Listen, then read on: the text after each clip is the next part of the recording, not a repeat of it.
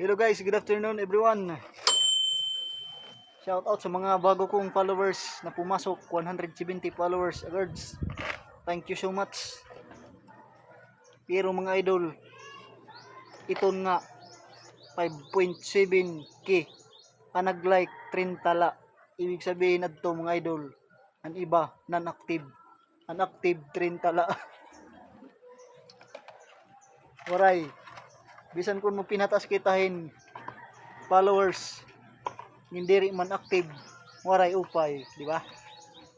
Suga kay tita nangampan niya kahin eleksyon, nanhatag kahin mail ng tao, tapos ang binoto sila M30. Masakit, di ba? Kaya dida ito mga naghahabol followers ay nalakamhit ginabol. Iba talaga organic followers, di ba?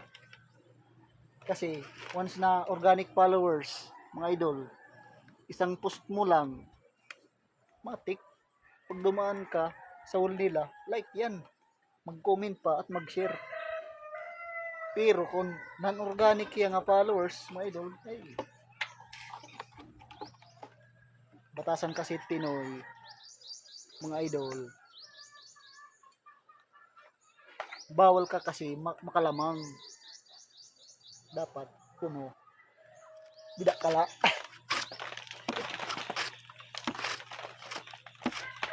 Pero adi mga idol nga sinulod nga 170 nga followers yan na.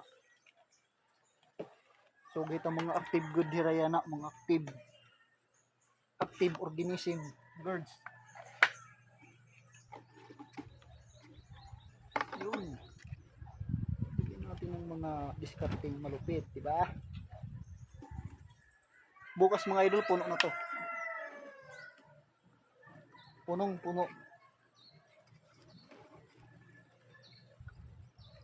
Punong-puno ng problema. Agers.